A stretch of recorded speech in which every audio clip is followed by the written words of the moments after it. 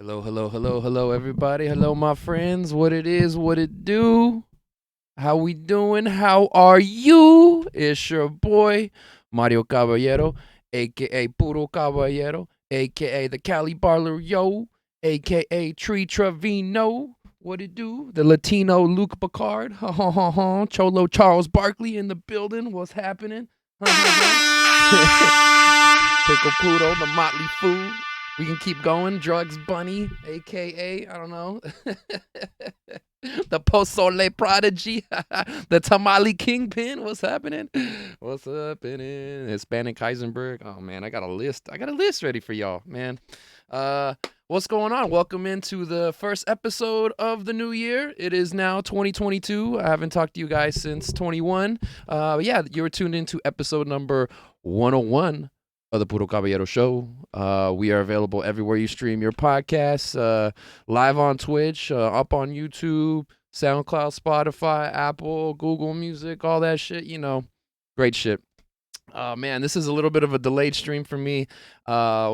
Had some frustrations, had some technical difficulties the last 2 days. Also, kind of not educated at times, and yeah, so we had some delays, but we're getting it going. Hold on, let me fix this cable real quick here. Yeah, man. I hope everybody's doing well. Hope everybody's doing okay. I know we got this whole Omicron surge happening right now, so everybody and their goddamn mama is been catching this shit. So yeah, hope it's if you get it, I hope it's mild.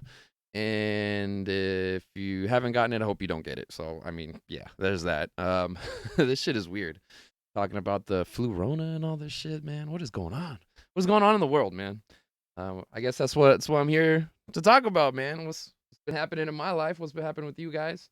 Yeah, man. What it do? What it do? 2022. Um, yeah, it's a new year. We celebrated the holidays, which was nice. I got to go back up to Northern California, go hang with my family up in Stockton and the surrounding area. And yeah, had a good couple weeks off of work.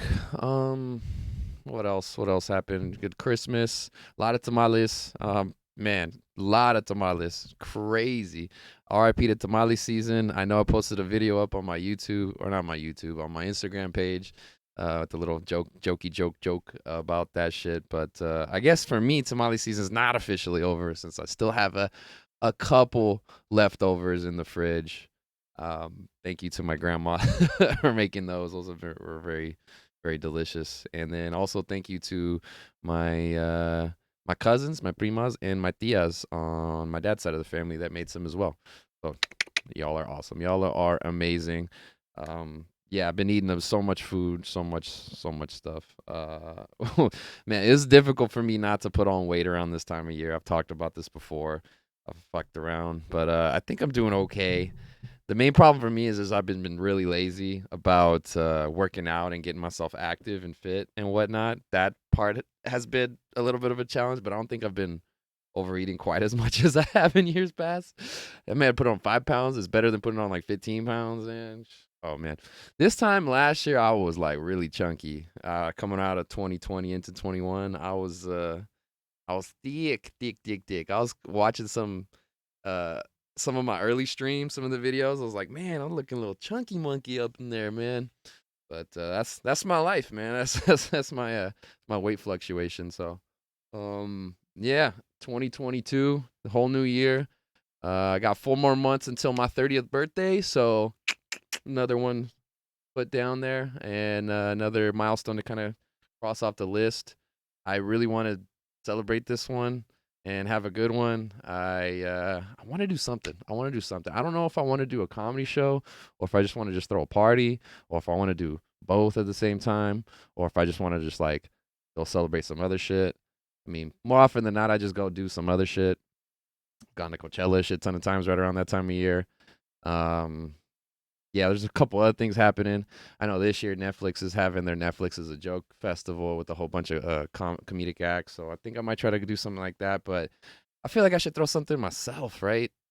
you know, I want to see if I can get a party, see if I can get a gig going, see if I can get some homies to come play. But that's all up in the works. All right, that's in the ether. That'll you know that'll be something to think about, something to that I need to keep on my radar. I've had like a whole bunch of shit on my plate recently, man. Been pretty busy, in and out of town and whatnot, trying to get shit up and running. Um, Keeping my comedy game up and popping. Took like a week and a half off from doing stand up for a minute for the holidays. I did a couple sets up in Sacramento and one in Stockton when I was over there before New Year's, and that week after Christmas before New Year's. Ran into friend Kurt Steinmuller up there in Sacramento. What up, Kurt? What up? What up? Nice running into you up there. And yeah, a couple other Stockton comics, Nick Mickelson, Gabe Alexander, Mark Maple. I know I saw out there. But yeah, I ran into a few of them the next day at what was it, Poppy Coffee, and right next to Tiger's Yogurt there in Pacific Avenue, right next to UOP. That Jordan Quattlebaum runs. Shout out to Jordan. What up? What up? What up? At some point, I gotta get you on one of my shows down in LA. It's gonna happen. We're gonna get the timing right at some point eventually. I know he just had a set a couple days ago at the Haha Comedy Club up in North Hollywood. So I hope you killed your shit there, Jordan. And yeah, man. But yeah, that doing a little bit of comedy, trying to get back into the groove again. Had a set last week, a couple days ago at Sunset Lounge, which was an interesting setup. But yeah, I need to get back up and popping, man. I need to get my shit up and running. I need to start working on new bits, some new jokes. Got a couple things that I've written down that I haven't worked on in a while. That and some new stuff that I was working on right before Christmas too, to get that back up in the mix. Been talking about my UFO encounter on stage, so trying to get that punched up and whatnot. I have a couple jokey jokes about that, but like I need to flesh it out a little bit. What else? What else has been happening? Yeah, Christmas time. Christmas time this year was pretty interesting. I'm not gonna lie. Um, what did we have? We had Christmas Eve on my mom's side of the family, which was cool being able to see some of my little cousins, um, all the family.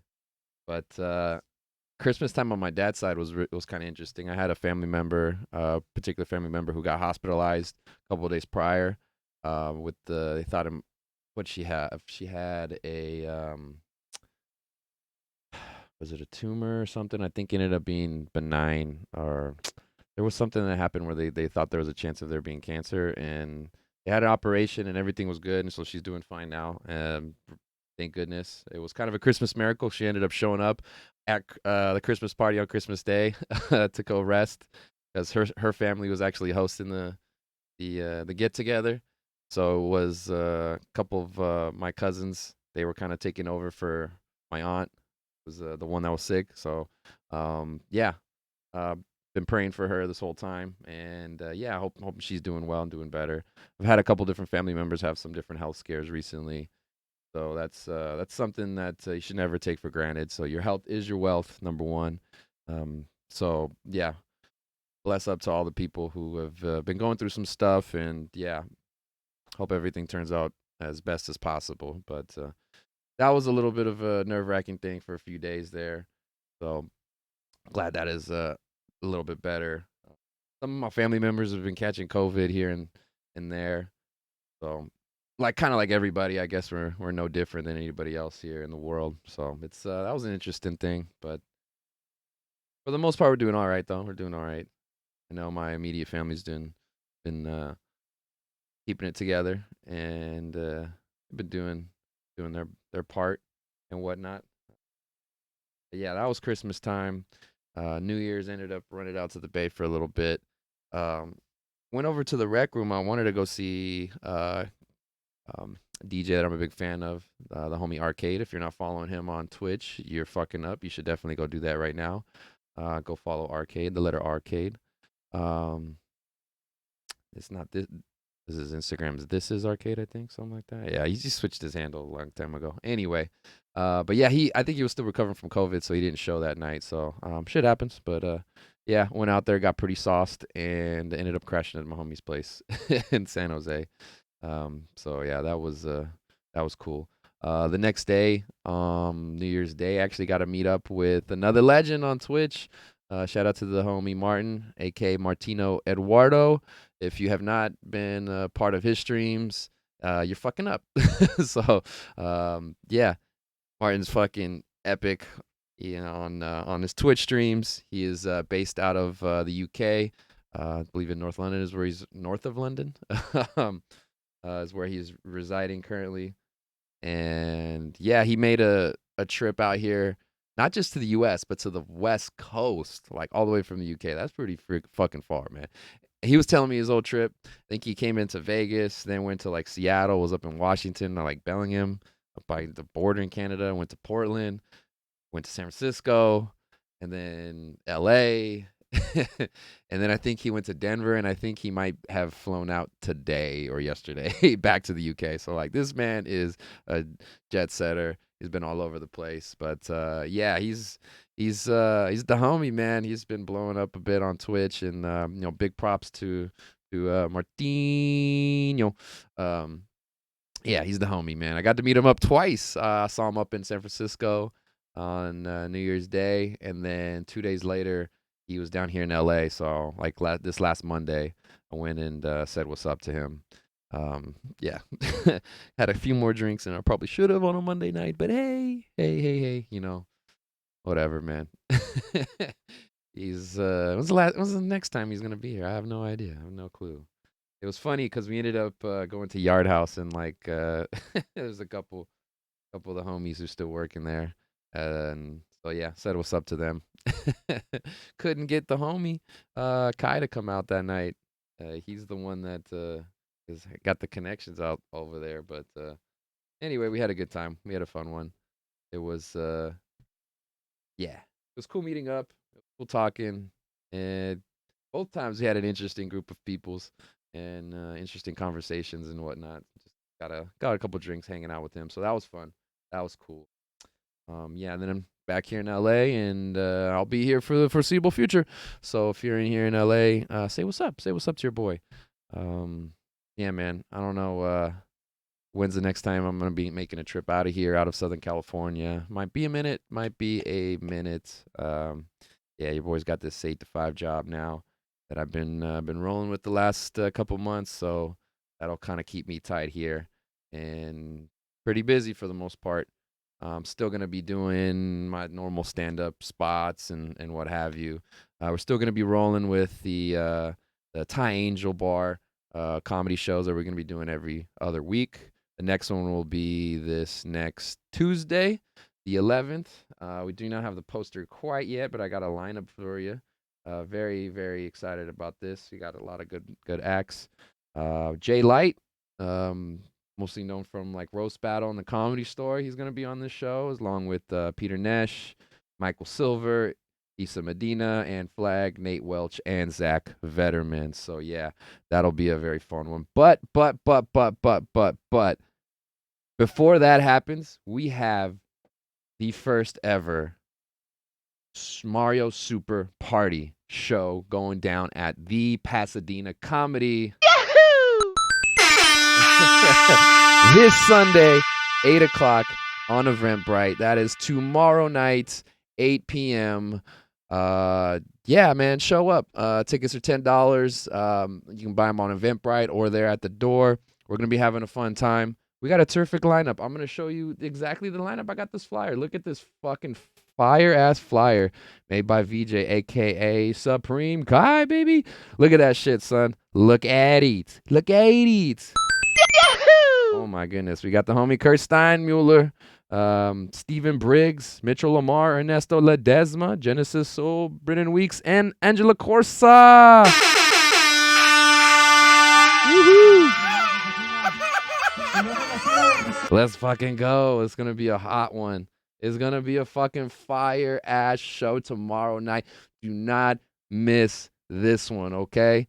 I am very hopeful that we can keep this show up and running here at the Pasadena Comedy, kind of get that established, and hopefully you can make this like a monthly show there at that location. But yeah, that'll be Sunday nights, tomorrow nights.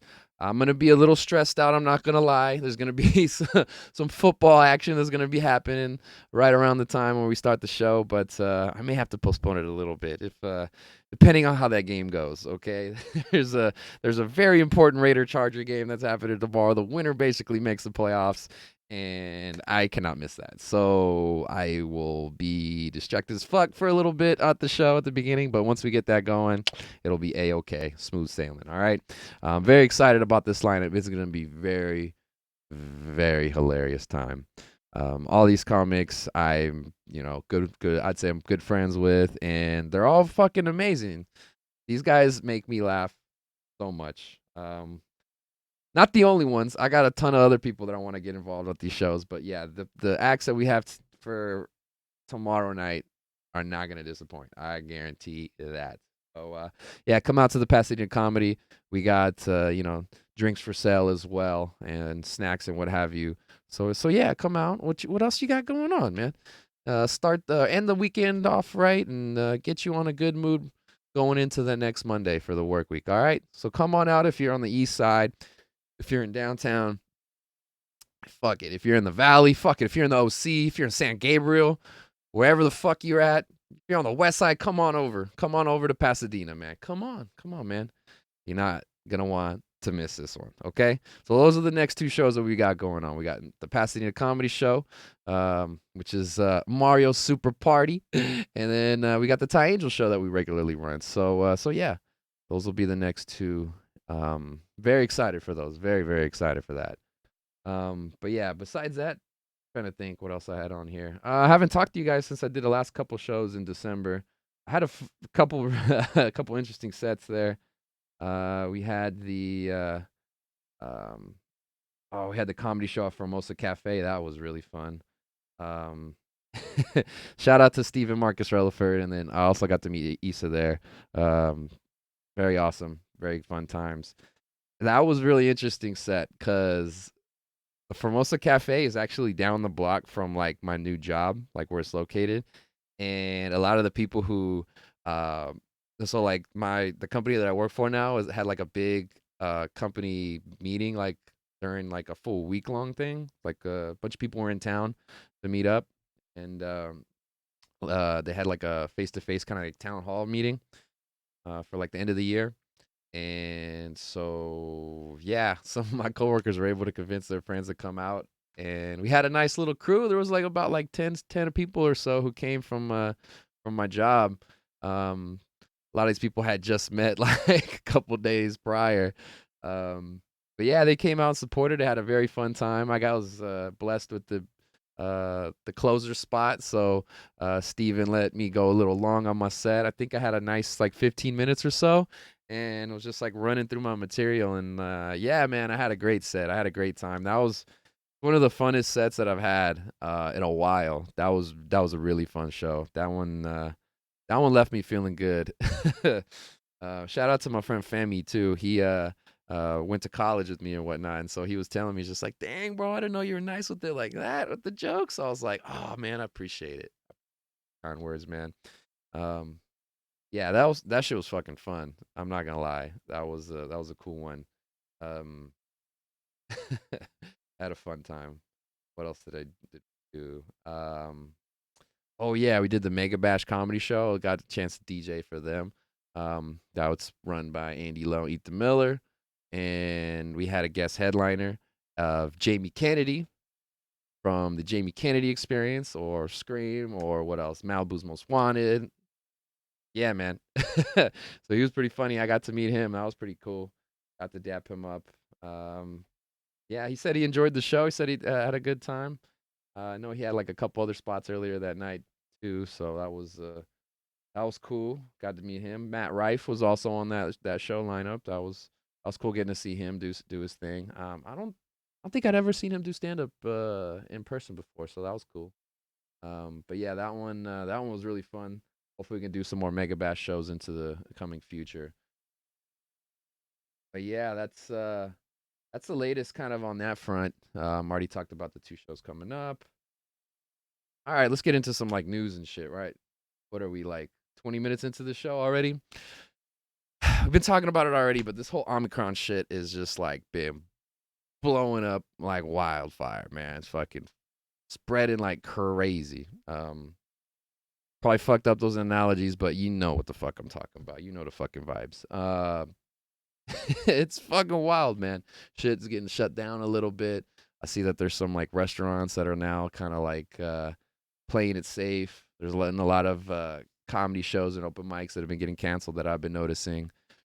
There's yeah, I've really noticed the effect that you see it in the sports leagues, professional sports leagues, in the last month or so. There was a lot of NFL games that got like NFL teams that had like waves of guys get on the COVID list, and so much so that they had to like change the recommendations or like the time period that you remained out. They lowered it from like 10 days to 5 days if you're like asymptomatic and if you test negative, which allowed some guys to come back in time to play in a couple games. They had a game, they had three games actually. I want to say 2 weeks ago that had to get postponed and moved back by a few days. They can allow some of the players to come back off those COVID list. One of those was like the Raiders Browns game, and Browns had to go with their third string quarterback or their backup quarterback, and I mean, yeah, tough luck. Shit happens. They moved the game back 2 days, and they still couldn't get the top two quarterbacks in there. But lucky for the Raiders, they got that. They got a victory there. They beat the Broncos, and last week they beat the Colts. Holy shit, son! Oh man, the Raiders have 9 wins. It's the second time they've had 9 or more wins since 2002. And I'm so happy. Like, even if they don't make the playoffs, I'm just happy they reached that benchmark because it has been a while. 2016 was the only other season that they were able to do that, and they made the playoffs that year, and they lost in the first round. That was sad. That part was sad. But yeah. Anyways, Omicron shit's sweeping through everybody. NBA had a whole bunch of people get test positive, and a couple games got postponed because teams didn't have enough players. There's been a whole wave of guys coming from the G League or from off the street, or like dudes who are like recently retired or getting signed to 10-day contracts. Like, it's been so many replacement players that have been signed within the last month and a half. It's been wild. It's been really, really crazy. Like, there's some teams that are out there like suiting up with 8 available players, and like that's it. Like, that's the minimum that you could have, and field a team in the NBA, because like you need a couple subs, man. Like, it is crazy. A couple dudes foul out of the game and you're toast, man. That's it. That's it. So, yeah, that's been wild. Yeah, I was going around. A lot of like coaches have been like missing games. Other players, coaching staff, front office members. It's everybody. It's everybody's getting it. There's like nobody immune to this shit. So that's been happening. I know in the English Premier League, there's been a lot of craziness going on with the COVID situation. Liverpool, I know, got hit pretty tough. I know Manchester United had a rash of COVID infections, I want to say a few weeks back. Arsenal, somebody else. One of the other top teams. Anyway, I know Liverpool in particular because I've been following that squad for a minute. They've had a lot of their top guys out for the last few weeks. And they're missing a couple guys too because of the African Cup of Nations, I think is the tournament. Naby Keita, Mo Salah, and who else am I missing?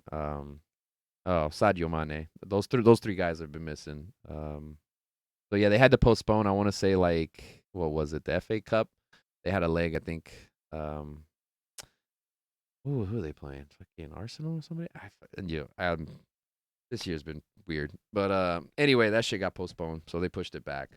The Prem, man, they're just like, fuck it. We're just gonna keep trying to tread along. Let's just do it with 3 subs. Who cares, man? All right, cheers. Yeah, but this whole new variant shit is just like making people question a lot of shit that's happened prior, right? because this one is kind of like falling in line with what scientists are kind of projecting, where the new variants of the virus might be more transmissible, easier to spread, but the symptoms and how the severity of how it's affecting people tends to be less intense. So that's the good part, is that if people get it, they aren't getting as sick as before. With that being said, there are still people who are like experiencing like the worst symptoms, the loss of taste and smell, and just the horrible headaches and feelings, and just feeling congested and what have you.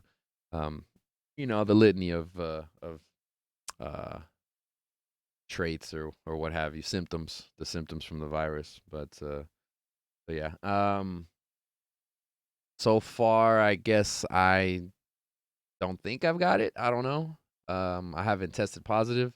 I haven't gotten tested in a while, but I also haven't been feeling bad, so there's a chance that I could have gotten it and been asymptomatic. Who knows? Who knows? So there's been a lot of controversy going on with this whole booster shot and like trying to mandate a lot of people to get it and what have you. There's kind of a couple different camps of people. One is like the people who are just like eager and adamant to go get it is ASAP, regardless what's going on. And then there's like two, the people who are adamant in not getting it because they have not been vaccinated to begin with, so they're not even interested in getting a booster. And then there's like a third group of people who are kind of like who've been vaccinated prior, but are now kind of like a little hesitant on taking the booster just because there's been more and more cases of um, weird side effects that have been happening with people taking that particular shot. There was already certain people, whatever small percentage of it, that had people who got allergic reactions to the initial booster shots or initial COVID vaccine shots. But yeah, that's been a little bit of a concern for some people. I know myself personally, I had gotten COVID like July, I want to say, last year. And, for the last few months, they always said that like the antibodies will be like um, viable in your system for like 5 to 7 months. And just recently, I think the CDC reduced that timeline down to like 5 months or so. So my family was like bugging me about trying to get the booster shot, and I told them like I got the antibodies already. That's like stronger than any of the other you know vax shots or the boosters are able to provide. And so I was pretty comfortable with the decision of to kind of hold off on that at least until this month. So I'll probably get it here in January, um, February at the very latest. I think I'll probably get it within the next couple weeks or so. But yeah, I personally had a coworker who has his wife got an allergic reaction to the booster, the vaxxed. So she was completely fully vaxxed at that point, and then got COVID. But apparently, when she got the booster shot, apparently her antibodies were like too high, so it was kind of through the roof. So like, apparently that was a problem. Her all her veins were getting inflamed, and she had a whole bunch of like red marks on her arms and her legs and whatnot, and it sounded pretty intense. And they had to go to the ER. So like that kind of stuff kind of like spooked me out a little bit, just because it was kind of like somebody that I work with and see constantly. So I was kind of like, all right, let me just hold off and then I'll get it. But apparently this new booster shot is supposed to be more effective for the newer variants. Like that's what they say. I mean, we'll see. We'll see what the results are and where that may lie. Because right now it's kind of hard to tell what's real and what's not based off of information coming from the media. I mean, everything's just so sensationalized, and it's just so crazy that we can't. It's hard to like dig through the BS there, because this certain networks are trying to paint certain people in their perspective in a certain way. It's like that's not cool, man. Let's just be real. Let's be upfront with people. Um, like what we believe is being truthful one day may not be so the next day, but that's fine. As we get more information and more evidence or whatever, we can change our opinions, and that can evolve. So that's not being dishonest. That's being, truthful. Um, what's the word? It's not being dishonest, but it's being like, um, yeah, I don't know. It's smart to have an evolving thought and to be able to not be married to your perspective. Um, you got to be married to the facts and what's presented in front of you, right? So, it's not wishy washy if you change your mind on something based on new evidence coming forward, right? And so that's kind of hard for some people to kind of swallow at times. For the people who are maybe super anti against all this shit, for them to admit that, okay, maybe this shit it can be serious or it can spread, and maybe kind of coming around to like, okay, there's actually some evidence to that. And then also the other way too, that like, all right, maybe this is not gonna decimate the population completely. So I can see like the CDC and everybody recommending like shorter windows or whatever after the virus has infected people. So like, you know you can change your opinion, people. It's all right. It's okay. It's okay. um don't be so crazy with that shit, all right? So so that's been wild. That's been crazy. Like I said, I hope everybody stays safe, stays as healthy as possible. Besides the shots and shit like that, it is very important to kind of maintain your immune system and your health, regardless. That's one thing I know. A lot of conspiracy theory people are like, man, why come they're not telling people to be like active and fit and like that? Because like your obesity level is one of the things that is like a big comorbidity that'll like fuck you up if you get the virus and shit like that. So like, all right, you got to keep all that shit in perspective. So it's not one or the other. It it could be like a whole complete, package of prevention, I'd say.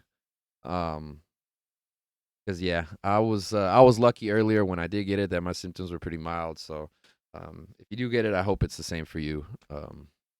So yeah, that's it. And it's so weird because like if people will test negative and then a couple of days later they end up testing positive. So it's like this shit is changing and it's like it's a whole new thing and it's fucking wild. It's crazy. There's a lot that's like inexplainable and yeah, pretty much it. I don't know. I don't know. I don't know what to tell you guys. At this point, I'm just like, give me one. I'm giving you one of these. Like, fuck it. I don't know. What else happening? What else is happening? Jesus. Um, gotta.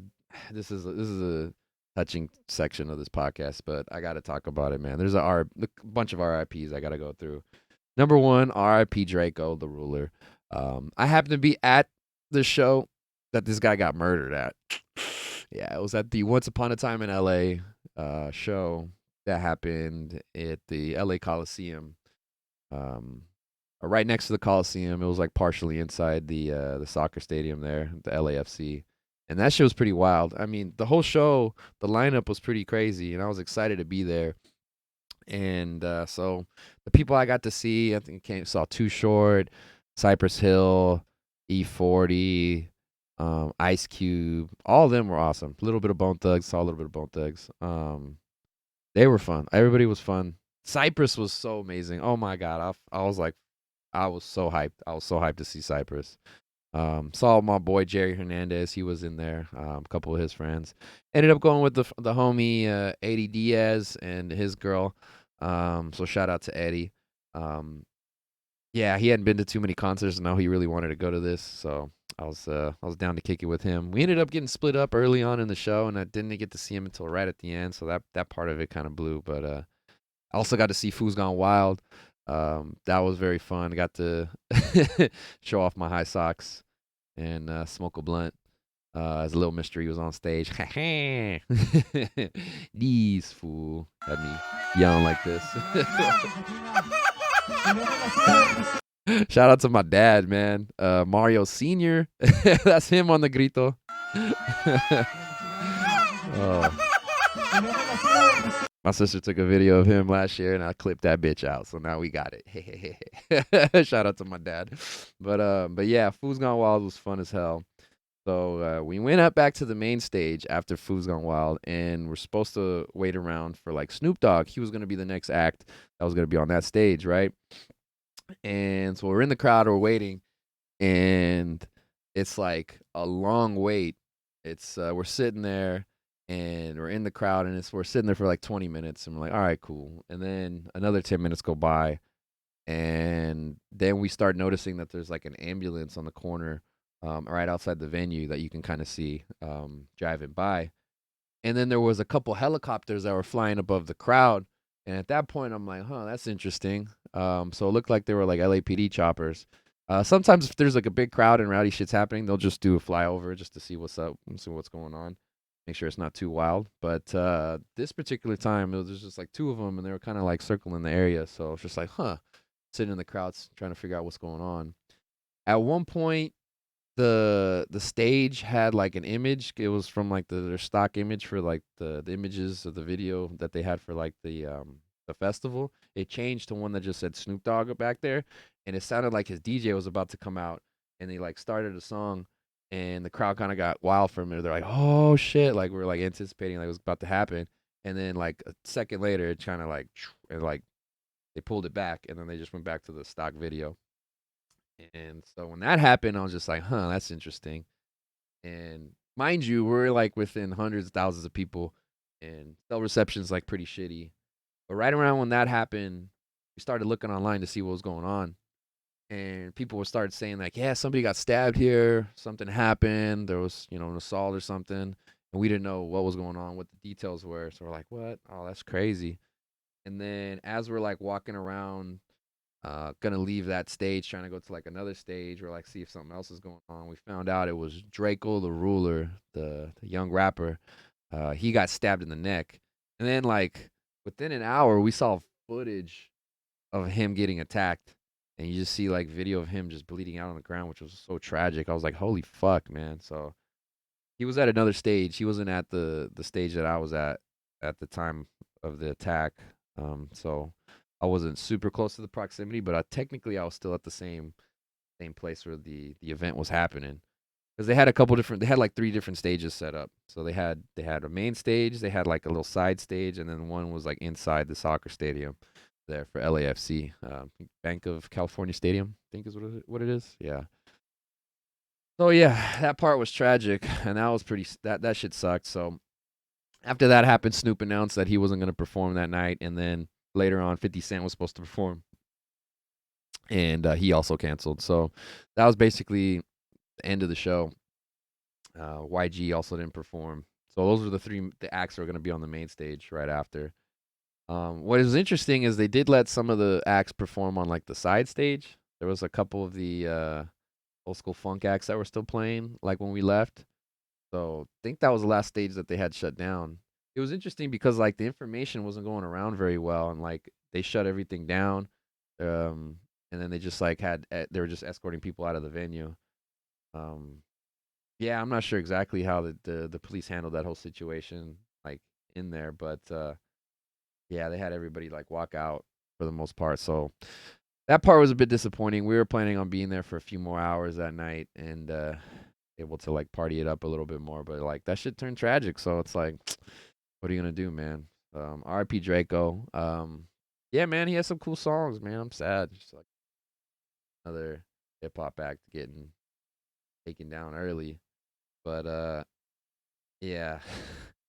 Didn't told my family I went to that show because they were just fucking like, oh my god, so dangerous. Why do you put yourself in these places? And I don't know, man. I still love my hip hop. Love my rap acts, so still gonna go see them. But it's just I don't know. It's part of the fucking part of the shit, I guess. Sad, man. That part sucked, man. That part sucked. Um, so tragic, man. Had a couple of losses. Um, one thing I gotta mention right here, we gotta say R.I.P. to the legend three times over. Not once, not twice, but three times over. R.I.P. to John Madden, the coach of the Super Bowl winning team in 1976 with the Oakland Raiders. Um, the highest winning percentage by any coach who's coached 100 or more games in the NFL history ever. Um, almost at 800. 8 out of 10. Dude, that's such a crazy good winning percentage. Team won, made the playoffs every year except once. and they made the championship game like 7 years out of the 10 years he was there. It was 6 or 7 years. It's like, bro, always there, always consistent. They kept getting knocked down and knocked out of the playoffs by a couple good teams. I know those Steelers teams in the 70s were pretty rough and tumble. Those were some hard teams to get past, but able to get that championship in '76, and that was amazing. So thank you so much, Coach Madden, for helping bring that to the Raiders organization. The first Super Bowl victory with the Raiders. Right after that, he retired and then eventually got into the broadcasting, where the majority of people kind of were able to know his legacy there in that field. Man became um, one of the greats, man. One of the greatest broadcasters of all time. Not just football, not just color commentators, not just sporting commentators. One of the great broadcasters in American history. Like that is pretty special. That's something that not a lot of people could say, right? Like he transcended football. It was bigger than that. Like he brought excitement. He made it relatable. He was an every he had the look of an everyman. The guy's guy.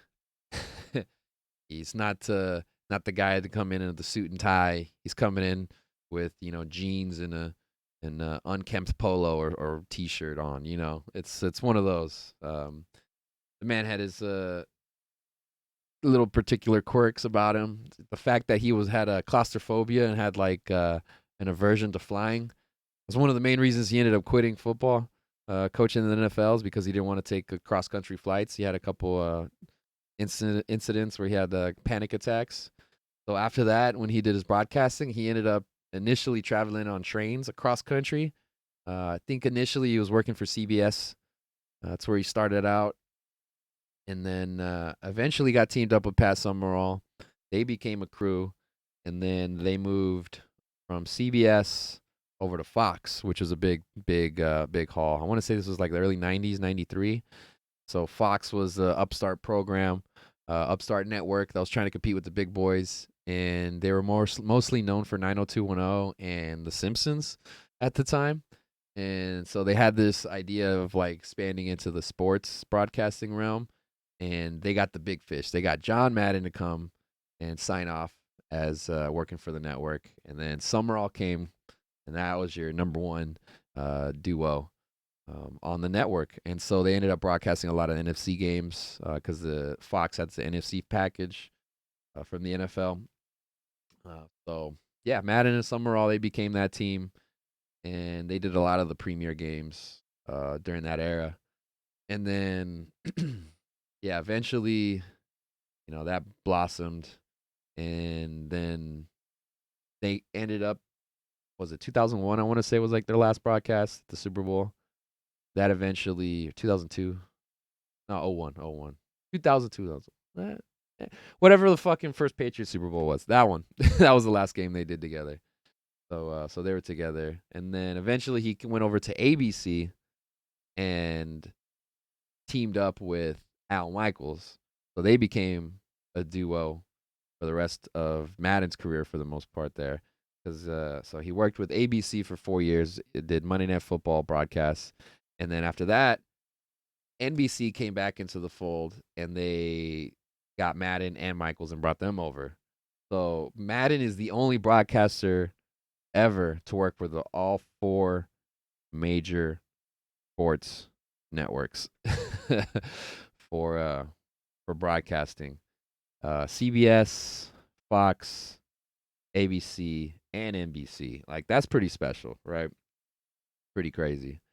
But yeah, man, that guy was a legend on the broadcast, doing the telestrators, all these little sayings, the boom, the bangs, and the all this stuff. And he's super famous for he's affected Thanksgiving. He helped popularize the turducken, the turkeys stuffed inside with the duck, with the chicken, turducken. Made it all one thing with the stuffing in between. I've never had it, but like that's on the list, man. I gotta get a turducken next year for Madden, man. That's fucking what a legend. But yeah, on for the youngins, for everybody who's 30 and under, Madden's gonna be cemented, and his legacy is gonna be mostly gonna be in like the video game series, which is pretty epic, pretty fucking epic. I mean, the first one came out in what, like 93 or 91, and it's still going on today. The fact that his just name is synonymous with that video game franchise is pretty crazy. So heck yeah, he's a legend 3 times over, man. I grew up playing Madden. I played that shit all the time. That was one of the fun ones. That was one of my favorite video games. I want to say the first one I ever played was the one with Marshall Falk on the cover. It's, I think Madden like 2000. Or Eddie George was on one of them as well. The first one that I owned was the one that had Ray Lewis on the cover. I think that's in '03 or '04. I had that one on Xbox. And oh man. Yeah, then I had the one with Donovan McNabb. Dude, the one with Vic on the cover though, holy shit, man. That was mind blowing. That Vic in that game, whoo, boy, boy. That was the like one of the most legendary football players, like video game football players of all time. Like probably like the most devastating. Like that dude was the fastest guy on the field and could chuck the ball like 60 yards, like easy. So like the most devastating play was just running like all 4 wide receivers just running streaks, just all streaks, and you just like sprint out to the side, and you'd either get a bunch of room and then you just take off and get like 20, 30 yards, or you can just chuck it down the field and see if one of your guys comes up with it. Because, man, that was fucking almost impossible to stop. It was crazy. That, oh my God. Yeah, man. I remember the hit stick era. Like, oh, that shit was so fun. That was my shit, man. It was so sad. To Ask Madden's never gonna be the same again, man. It's never gonna be the same, man. So sad, so sad. Yeah. I wonder who's gonna be on the cover next year. But they got to do a tribute to him. I know they did like a cover, special edition cover for him a few years back. But yeah, it's time. It's time. I think it was after he made the Hall of Fame, which was just a long time coming. He only made the Hall of Fame in 2006. He made it as a coach and not as like a contributor to the game for his broadcasting or for the video game series, which I think was really special and meant a lot to him. I just watched this documentary that like came out just a few days before his passing, and it was pretty enlightening. Also got a chance to rewatch the NFL Network's like a Football Life docu series that they did on him. They had an episode on his career, and that was yeah, that was a good rewatch. A lot of great moments. Um, the yeah, the video of him jumping around on the sideline when they beat the Steelers to make it to the Super Bowl before they won it was pretty epic. I need to get that as a GIF. I need to put it up on here. But man, RP John Madden, man. RP, man. What are you gonna do, man? What a legend. What a legend. That dude coached a lot of characters on those Raiders teams, man, back in the 70s. Wild, wild guys. Bunch of wild teams. Yeah, he had 3 rules, apparently. Show up on time, pay attention, and when I tell you to, you play like hell. Whatever you did outside of those 3 rules, you didn't give a damn. All right? He didn't give a damn about dress code. He didn't give a damn about how you conducted yourself in any of that. He just cared about how you played and the effort you put on the field. And it showed because he had guys like Kenny Stabler out there partying all night, but you get him under center and he's ready to go, man. Doesn't matter if his breath smells like whiskey or whatever. So he had a lot of crazy guys like that, but yeah, man. R.I.P. to John Madden. That man was a goddamn legend, man. Goddamn legend. Bay Area legend, and another Bay Area legend who recently passed away. R.I.P. to the producer, one of the main producers responsible for bringing the hyphen movement era alive, and that would be the very talented Traxamillion. R.I.P. to him. He just passed recently. I want to say about a week ago, due to cancer. He was fairly young. Not sure exactly how young. Let's check it out. But tragic, man. That was another guy that like was just a staple, man. You heard that drop, Traxamillion. Anytime you heard that drop, you're like, oh, this shit's gonna be a banger, man. Um, damn, man. Traxamillion. So many. Sideshow, 2006. From the Hood, man. Slap Addict. Oh, Jesus. Mm-mm-mm. Yeah, he was 42 years old, man. R.I.P., man. R.I.P. indeed, man. He had so many slappers, bro. So many fucking. Oh, shit, man. Sad. Sad shit. San Francisco Anthem, he did that one too, man. Oh, man. I gotta go through and just play. I gotta, at some point, I'm gonna do a Traxamillion tribute stream because, like, he deserves it. He deserves it, man. Oh, Jesus. So sad. Sad. Man, losing too many people, man. It's just time. That's just reality. That's just what's gonna happen. But it sucks. It sucks when it's somebody who's affected you like that. So and then finally, another important legend that I gotta talk about though. I gotta say it just one time. R.I.P. Betty White. She ain't dead before when she died, because I know it's coming up. Oh, damn it, Zach. R.I.P. Betty White. R.I.P. Betty White. Damn it, damn it, damn it. R.I.P. to Betty White. She is now gone. So yeah, I don't know if that was a jinx on my part. I posted a video on my Instagram page that had a little mix I did with some Christmas songs, and I played this one in the middle of it because Jesus is the one, and that's the time of the year you celebrating Jesus if you believe in him. And yeah, man. R.P. Betty White. She ended up passing like less than a week or two later. Crazy. She was almost 100 years old. She was like a week away from turning 100. 99 and like 0.9 years old. Right there on the doorstep. And I don't want to say that I jinxed her or anybody else jinxed her, but she did do a cover story with People magazine that got released in late December that had a cover of her, and it says Betty White turns 100 years old, and it had like an interview with her and whatnot. And I read a couple like excerpts from it. But yeah, so like I drove home on the 23rd to Stockton with my sister, and my parents had that copy of People magazine on the table in the living room, and I looked at it and I was just like, huh, that's crazy. And I looked it up and I was like, oh well, she's not 100 yet. Like close, almost there. I'm like, oh, hopefully nothing happens to her. Eee. Ooh, what are you gonna do? Ooh. Yeah, I'm like the next day I looked and I was like, fuck, RIP? RIP, really? Really? Come on, People's Mag. Come on. You couldn't wait like another week to release that edition, I guess. I don't know. I don't know. RIP Betty White, man. R.I.P. Betty White. Fucking wild, man. What was it?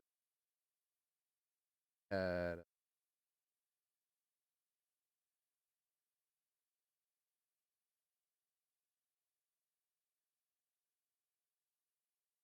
her top tips for living a long and healthy. Yeah, she said, avoid anything green is what she said. I tried to avoid anything green. What she said. Said some other shit.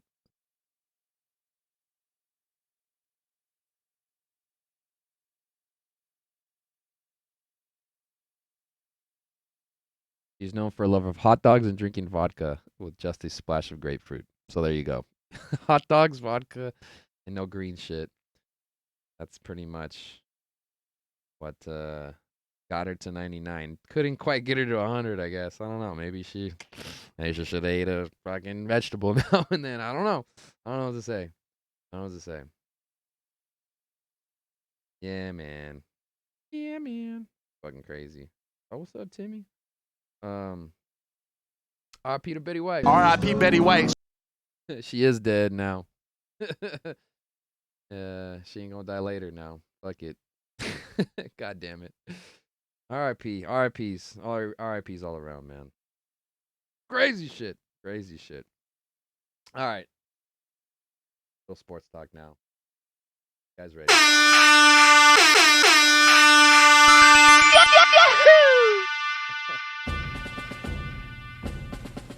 It's time, baby. It is that time of year. NFL playoff season is about to begin next week, and it's fucking going down. Before we get to that, we got some Week 18 matchups to finish off. This is the longest season of all time in NFL history. We got that extra 17th game this year. 2 games happen today. We got a bunch more tomorrow finishing this up. 1 game that matters. Happening at nighttime in Allegiant Stadium in Las Vegas. The Vegas Raiders are taking on the LA Chargers. A chance to make the playoffs. Loser goes home. Winner makes it to the tournament. Alright. Exciting shit. Exciting shit. I am fucking hyped. I feel like the Raider team has just been, sneaking by these last few weeks. I had written off all hope that they were going to make it, but somehow we are here. It is right there in front of them. 1 game away. They control their own destiny. There's still a chance that they can make it if they lose, but those chances are very slim considering the other matchups that have to happen. Okay? I just want them to make it so bad. Derek Carr has never played himself in a playoff game. Made it 2016, but then he broke his ankle the second to last week of the season, or the last game of the season. They had to put him back up in the playoff game. But hey, man, he's got a shot. He's got a shot tomorrow night, man. Can he fucking do it? Can he fucking do it? Can you throw enough touchdowns and no more interceptions tomorrow? Come on, give me a yes. I'm like low-key nervous about this game, and it is eating me up, man, just thinking about it. Excited though, excited for it to happen, but man, oof. The timing of the game and my show is gonna be kind of close, so I'm gonna be over there stressing.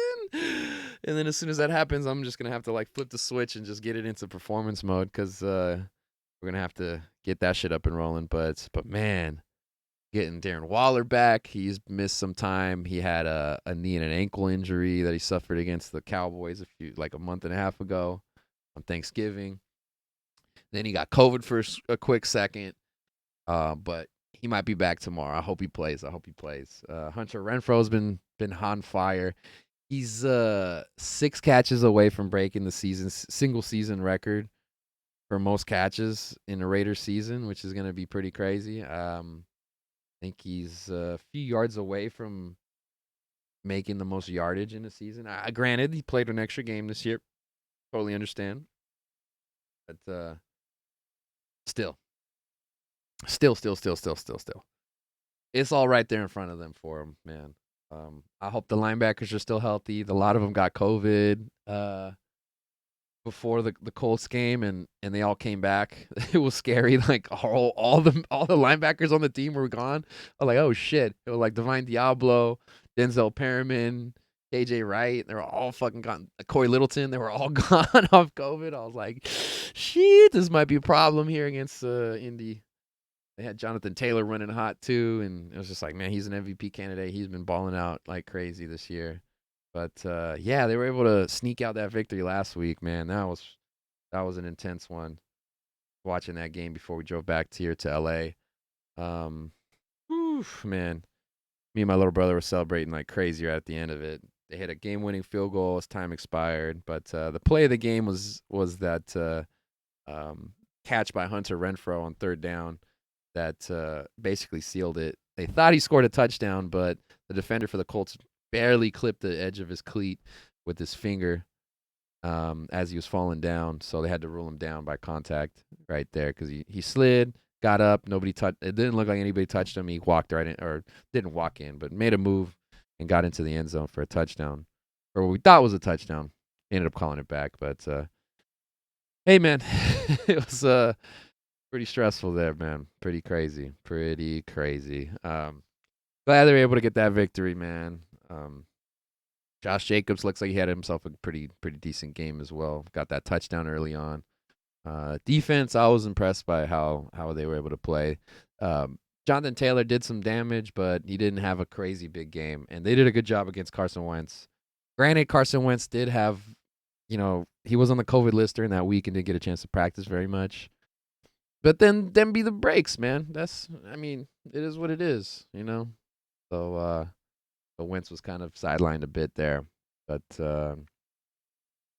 yeah, he shouldn't have got even that touchdown he threw to T.Y. Hilton. That shouldn't have happened, man. This fucking tip drill underthrew his receiver in the end zone. The who was it? Hobbs, I want to say, was under it, and he was right there for a pick. And then Trevon Moehrig came the safety, and he was like diving in trying to make a spectacular play. And they ended up knocking into each other, and they knocked the ball up in the air, and T.Y. was just right there. I was like, oh, look what I found. And he caught a touchdown pass that way. So that was kind of BS. But, yeah, man, I think the Raiders have one of the most clutch kickers this season so far. He's been pretty good so far, Daniel Carlson, and he kicked the game winner again this last week. So that's been a big plus for that team, the fact that they can rely on that the special teams like that. So I'm excited to see what they're able to do. I really hope they take it and are able to make the playoffs because it's been a while. It's been too long, man. It's been too fucking long. Yeah, man. Nah, man. Don't talk shit about my guy there. Guy freaking Allen over here. Crazy shit, man. Oh, how are your Vikings doing? Oh, that's right. I don't think they're making it. I'm sorry. I'm sorry. I know it's a little salty on your end, considering that he was a former Minnesota Viking there. But hey, man, them be the breaks, man. A lot of crazy shit's been happening in the NFL. Big Ben had his last game in Pittsburgh and milked the shit out of it at the end. Milked the shit out of it. Let's see. Antonio Brown quit on his team in the middle of a game, apparently, or the team dismissed him in the middle of the game. I don't know, man. I don't know. But depending on whose side you believe, I tend to lean on the side of the team a little more than Antonio Brown, considering he's been a fucking asshole in the past and done some bullshit. Yeah, crazy shit, man. I don't know if you guys saw the footage of it. This fool was like taking off his like pads. He took off his jersey, took off his shirt, his undershirt, tossed it into the stands, tossed his gloves and his sweatband into the stands, and then was just like in the end zone as Brady and the offense was on the field for the Bucks. This fool was just like going around egging on the fans and shit like that. They were playing the Jets. They were losing to the Jets too. So that was craziness when that happened. We're like, what the fuck's going on over there? Apparently he had an ankle injury that he had told like the training staff about, and they were apparently trying to get him to play. He says that they made him take some substance. I'm assuming it was probably Toradol, some painkillers, high level painkillers that really fuck up your intestines and shit like that. And overall, not the best for your long term health. But he was like trying to suit up and play. He was really close to hitting a lot of like milestones so that he could make he had like 3 incentives that he almost hit. I think it was like the yardage, catches, and touchdowns. He was like 1 touchdown away and like 3 or 4 catches away and like less than 50 yards, something like that, from reaching his goals and a lot more money. But I guess everything's not about money. But yeah, he got into it. Apparently there was some discussion there, and he was just like, "Fuck it, all right, you guys dismissed me. I'm out of here." Yeah, he deuced it, which was pretty crazy. That's gonna affect the Buccaneers and what they do in the playoffs now. Considering that they're missing Chris Godwin for the rest of the season, Mike Evans has been in and out of the lineup the last couple of weeks, so they're definitely going to need to rely upon the other guys. Leonard Fournette's out right now. I think he might come back for the playoffs. Ronald Jones had an ankle injury too. So yeah, somehow, some way, they were still able to make a comeback against the Jets, even with all those guys missing. Still ended up getting the victory. The win against the Jets isn't surprising, but how they did it was, I'd say, had to make a comeback. Yeah, I don't know who's the favorite this year, man. Because the Bucks, I think, are going to be the 2 seed. Packers are really good. They're going to have the bye in the NFC. I know the Eagles clinched a wild card spot. Cowboys win in the East. Yeah, it's a couple spots up for grabs. Yeah, Bucks won the South. Dallas won the East. Green Bay won the North, and then the Rams have won the West. Or I think, pretty sure they wrapped it up. I think they clinched it because I know the Cardinals have also made the playoffs. They'll be a wild card team, and then Philly, and then the last wild card team is going to be either the Niners or the Saints. I want to say, if that's correct. Yeah, so that's pretty up in the air. I know the Packers are a really talented team, but I feel like they can get got on certain days. Their defense isn't the best team. They're the best it's been in years past. They're missing a few guys here and there, in and out of the lineups, but it'll be interesting to see. The Bucks don't have as much firepower as they did in the regular season, so they're kind of hampered. They're not as strong as they were. Got all this drama going around with AB now out of town, going to the Nets games and whatnot. So who knows? Who knows what the fuck's gonna happen there? The Rams, I think, are a sleeper team for teams to consider because they're coming on hot. Cooper Kupp has had one of the most amazing seasons as a wide receiver that any wide receiver has ever had in NFL history. He's like breaking numbers that like Jerry Rice put up in like '95, like his crazy season he had that year. Like he's gonna lead the Triple Crown in receiving categories. I think that's only been done like 5 or 7 times ever, where it's like receptions, yards, and touchdowns. So that is pretty epic. He's close to getting 2,000 receiving yards. That's a possibility. He could still do that. He could possibly break the receptions record. like it's on the table. It's I don't know if it's likely, but it's possible. Like, I don't know. It's hard to double team the guy because he plays every position on offense. They've literally lined him up at like every position. Put him out wide over here. You put him out wide over there. You put him in the slot on this side. You put him in the slot on that side. You can line him up at tight end over here and over there. He's lined up at fullback. He's lined up at halfback and run routes out of the backfield. Like, what doesn't he do, man? It's freaking crazy. Talking about how he's got the mind kind of like a quarterback where he knows what everybody's doing on the field at all times, which is it's commendable. As a wide receiver, that shit doesn't really happen like that often, man. So yeah, I think they're a sleeper on the NFC side, contender to kind of make it all the way. Matt Stafford hasn't had that many playoff opportunities, and he's itching to get it going and to prove his team right for trading for him from the Lions this last year. So he's had a pretty good year overall. He's had a couple up and down games. I know, Alan, if you're still watching, I know your Vikings put up a good defensive performance against him in that matchup a few weeks ago. But yeah, that was an interesting one. Stafford, I think, saved my fantasy football season, man. That was freaking wild. He might throw multiple picks, but he's a gunslinger, man. That's what he does.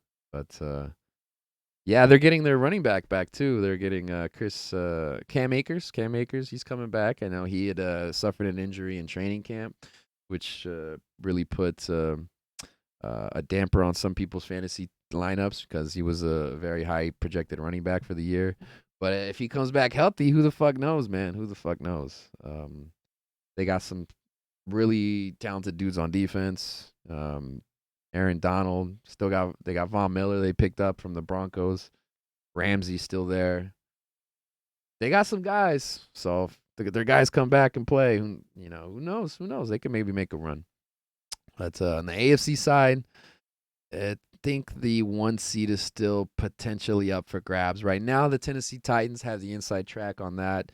They're the winners of the NFC South, which is pretty damn surprising considering the fact that they have not had Derrick Henry for the majority of the season. Their top two wide receivers have been in and out of the lineup all year, battling injuries. A.J. Brown's missed a lot of time. Julio Jones has missed a lot of time as well. And it doesn't even matter sometimes.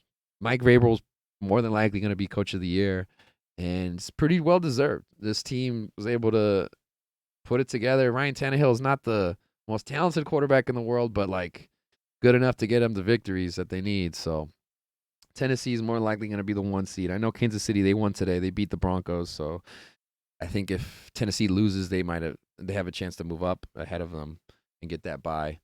But right now, Kansas City, they won the West.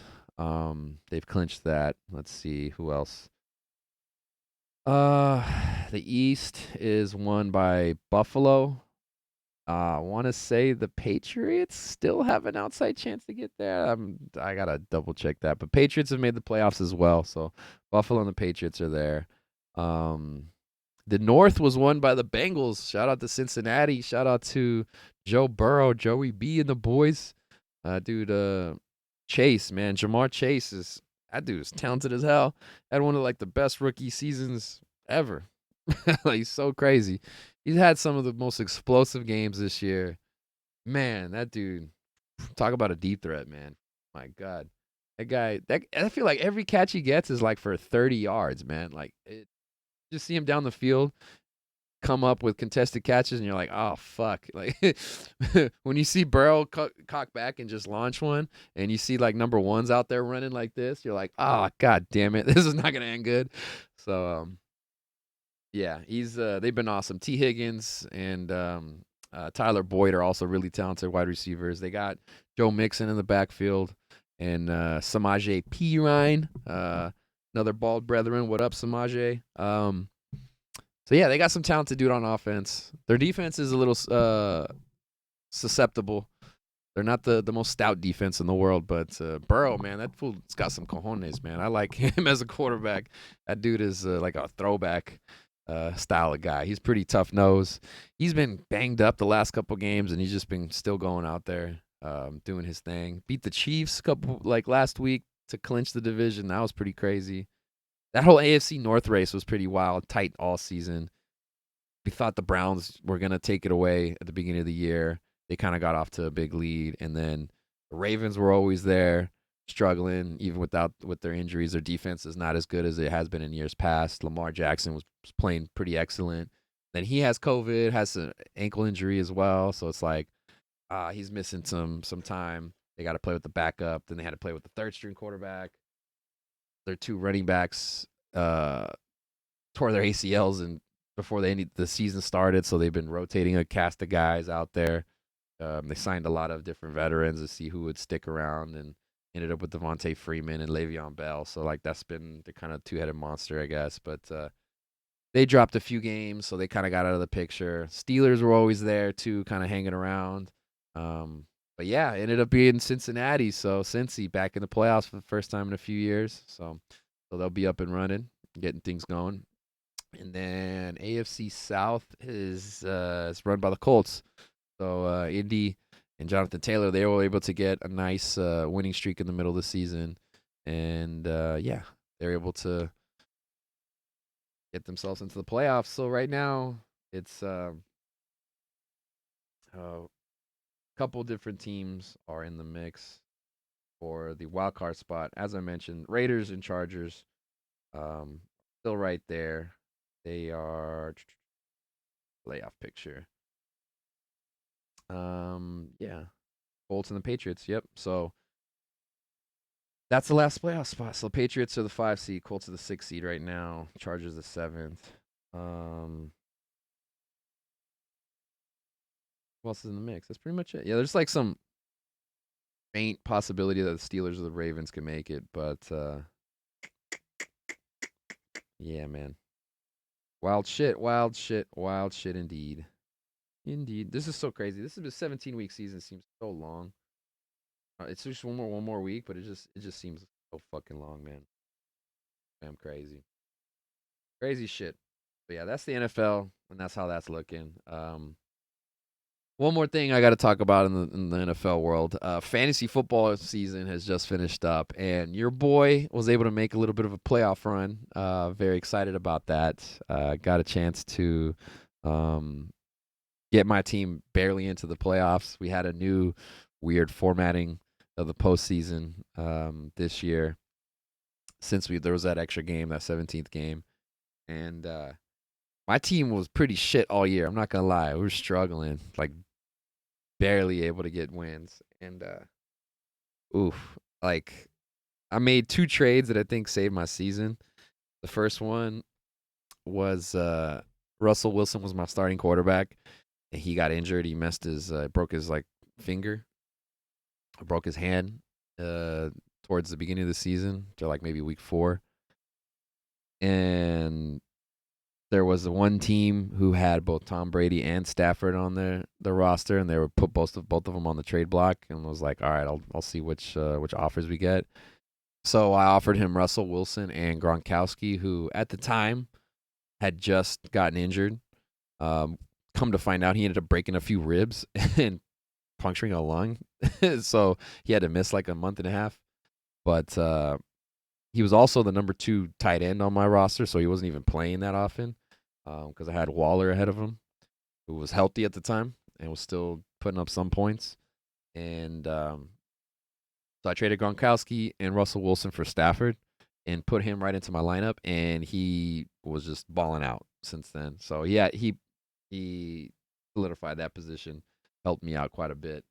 The other trade that I made was I traded Saquon Barkley and Devontae Booker for Dearness Johnson and Nick Chubb, which helped me only a couple weeks, really.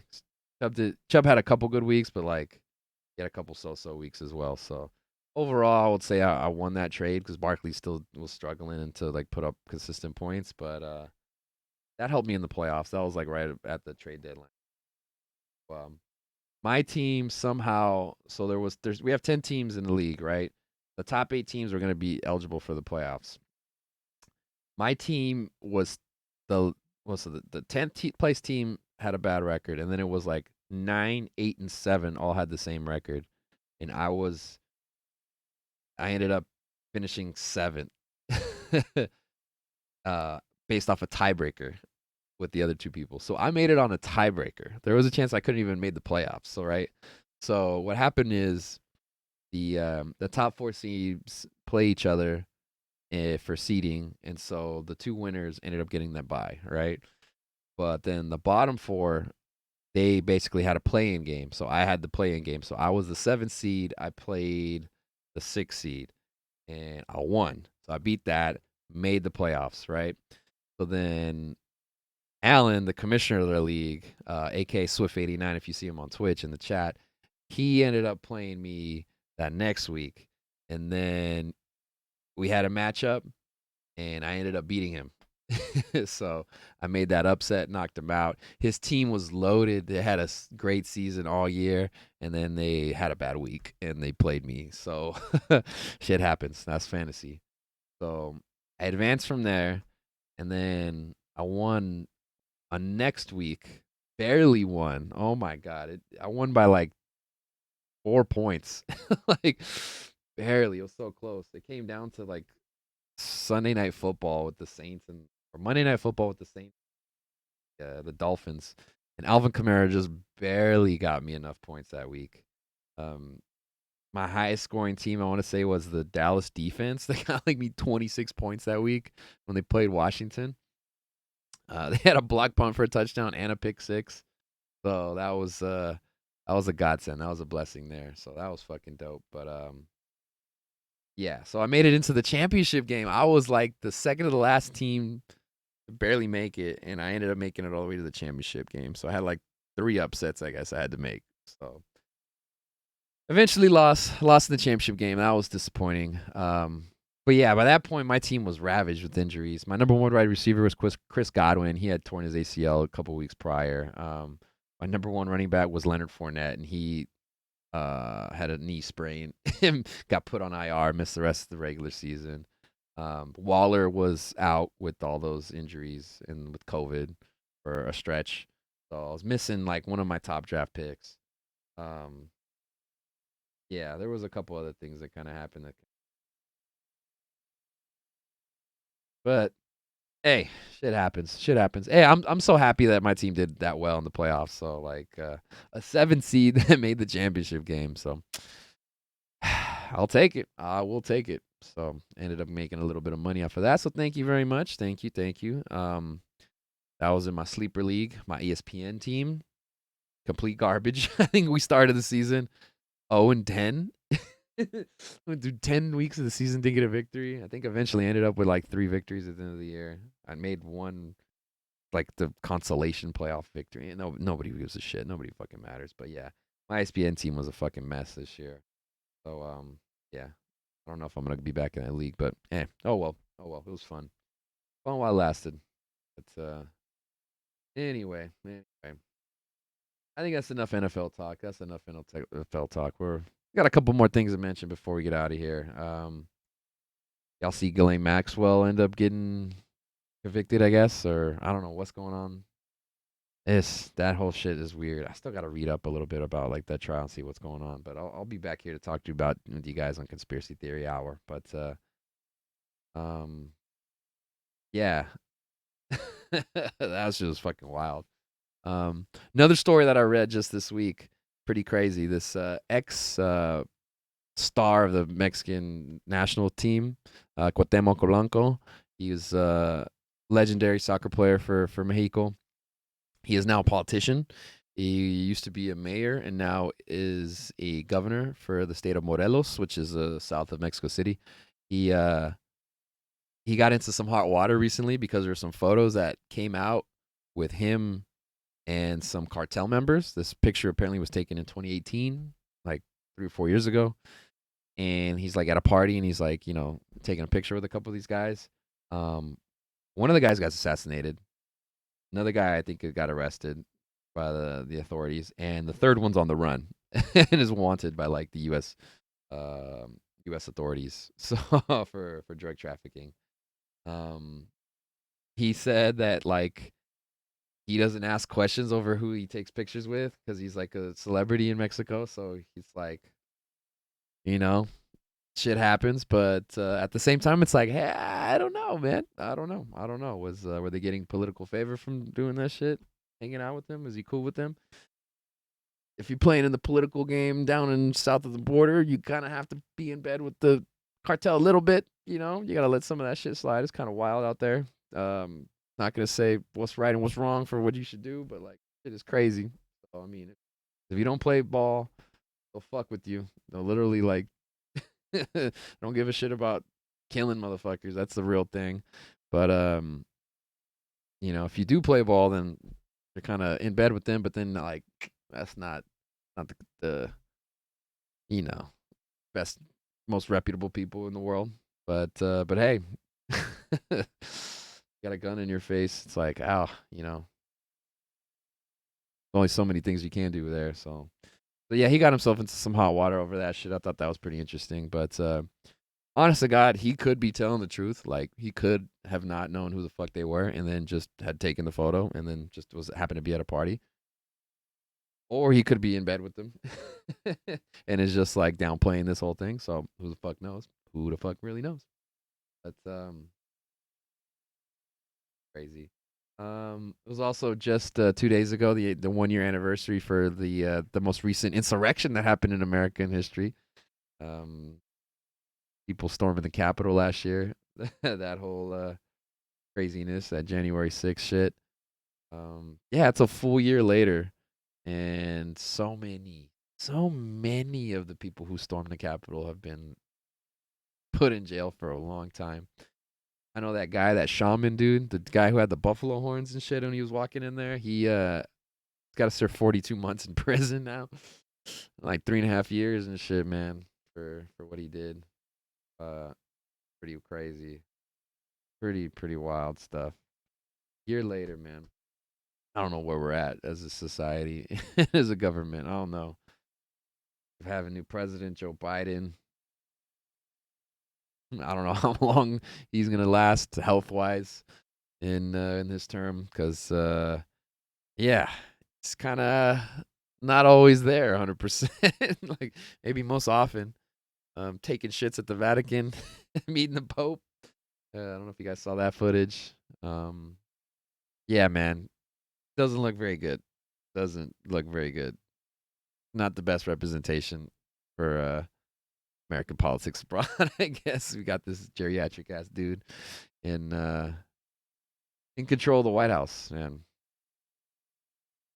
Yeah, I don't even know if the man can like say a paragraph with while being coherent because you can't understand what the fuck he's saying. Pretty wild, pretty crazy. I don't know. Is Kamala gonna step in? Who the fuck knows? Oh, she's had a pretty low Q score recently too. So I mean, hey man, political world's fucking wild. I don't know if we're ever gonna get the Build Back Better America bill or whatever the fuck that is. That has its own hiccups and craziness going on. That whole Joe Manchin saga continues. So yeah, I don't know if it's gonna be good for us or if it's not. I haven't read it. I haven't read into it. I don't trust most of the mainstream sources, so I haven't been able to take the time to independently research this shit myself. So I will withhold judgment one way or the other. But I know that's a Stalin. I know still haven't had some student debt relief. That is something that was also promised by old Joey B. Um, yeah, man. Crazy shit, crazy shit. Don't know what's gonna happen with all these COVID lockdowns and restrictions and stuff, man. So yeah, lot of craziness, a lot of craziness. In any event, I think we're done here. I think this has been a successful episode. I've gotten my thoughts across. It has been 2 days in the making. I wish I could have got this to you guys a lot sooner, but hey, we're here now. So let's enjoy the moment, and try to have a good year, good New Year's for 2022. I guess one thing I forgot to talk about at the top, some New Year's resolutions for myself. I am trying to get this Ty Angel show to keep running twice a month at the very least. Um, 52 weeks in the year. If we do it every other week, that is 26 shows. So I want to say about 25 shows. I want to see if I can get 25 shows there. I want to see if I can run this Pasadena comedy show monthly. So that would be another 12 shows. And yeah, that's what I want to see if I can run 50 shows this month. Hopefully we could get some other venues and that up and running. I know got to reach out to Campus Billiards, see if they want to run some more stuff back, and see where we can go from there. I want to continue to do my open mic list. Last year I was able to hit 150 open mics. The year prior did 200, including some of those online mics and shit because of the lockdown and whatnot. But year before I did 100, so um, I did less this year, mostly because I was just performing a lot more in other venues. I was getting booked on shows, or I was producing my own shows, or hosting open mics, or what have you. So, doing some other performances I would consider not open mics, but still doing comedy, if that makes sense. So, I want to continue to do that. So, I'm gonna see if I can still hit 100 open mics this year. That's like what, a couple a week, at the very least. Mix that in with booking. So, I want to see if I can get um, what was I gonna say? Um, yeah, about 50 book shows, and then 100 open mics, and then I want to see if I can produce 50 shows myself. So myself and with the homie VJ Supreme Kai. He is my co-producer with all of our comedy shows that we've been running, as under the Out of Breath Productions banner. Which, if you're not following us on Instagram, definitely check that out. That's where I post all the flyers and the information for the future shows that we have going on. So, yeah, Out of Breath Productions. We're looking to keep it moving for this new year and get bigger and better things up and popping. So that's the goal. That's the goal there. So that's some goals, some resolutions for me that way. I think a resolution is to get something together for my birthday, the 30th birthday this year in late April, April 24th. If you want to put that in your calendar. Um, yeah, man, your boy's turning 30. Triple X. Do that shit. I'll see if I can get some DJ gigs too. I'll see if I can get a couple a month. See if I can get that up and popping. Let's see what other thing. At some point this year, I want to lose some weight and hit 205 pounds. That has been my fucking goal, my goal in mind for the last like 10 years. Oh my God. The closest I got was like around 215, 220 when this is right before the pandemic. So I think I can get there. I just gotta fucking work my ass off and hit the gym. So my goals has been to hit the gym at least twice, 2 to 4 times a week. So try to hit 3, but at least twice a week. See if I could do that. Try to eat a little healthier this year.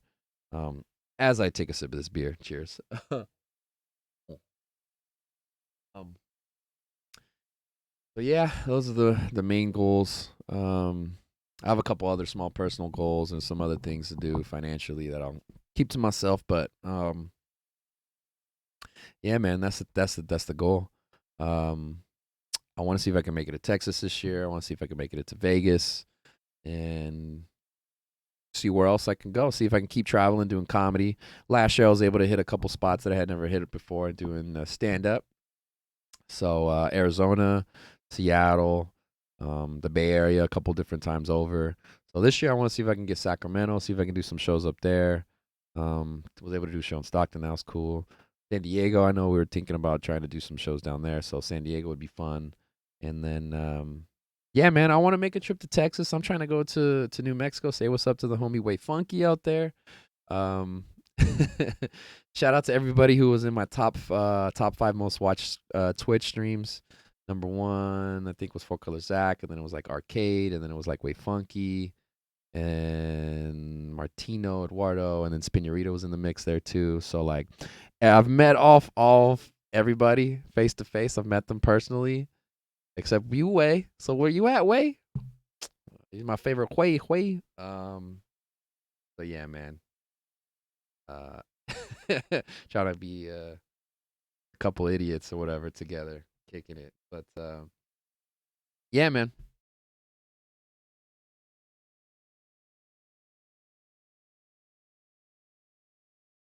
This is your host, Mario Caballero. You can find me online at Puro Caballero on Instagram and pretty much all my socials. Yeah, follow the show at the Puro Caballero Show on Instagram as well. And tune in everywhere. I'm gonna try to the main goal I forgot to mention. I'm gonna try to do this podcast. I'm trying to do 50 episodes this year. So what you're seeing is episode 1. If I do not hit episode 150 by the end of the year, then I'm a fucking failure, and you should tell me that shit to my face. And that I need to fucking step this shit up, because this year we're gonna get on and popping. All right. I got some ideas about like possibly turning one of these rooms that we live in into a studio that we could use for consistent streaming, for consistent podcast hosting, and hopefully I can get some more guests on for the new year. Cause yeah, man, we're trying to improve upon ourselves and do bigger and better things. I am wasting too much money on hosting this damn show without making these damn episodes. So yeah, man. I'm trying to make this shit more consistent, man. Trying to get the followers up and all this stuff, man. So yeah, 2022, what it motherfucking do? All right, this has been your boy Puro Caballero signing off. Thank you so much. Love you guys. Come to the show this Sunday or come to the show this Tuesday. Put the flyer up one more time here. Come check it out. This is Mario Super Party at the Pasadena Comedy with your host, Puro Caballero, myself right here in the bottom left. But we have Kurt Steinmuller, Stephen Briggs, Mitchell Lamar, Ernesto Ledesma, Genesis Soul, Brennan Weeks, and Angela Corsa. We'll also have a special guest dropping by. Shout out to the very talented B. Gutierrez. That's it. That's all. Go Raiders. And I'll catch you next time.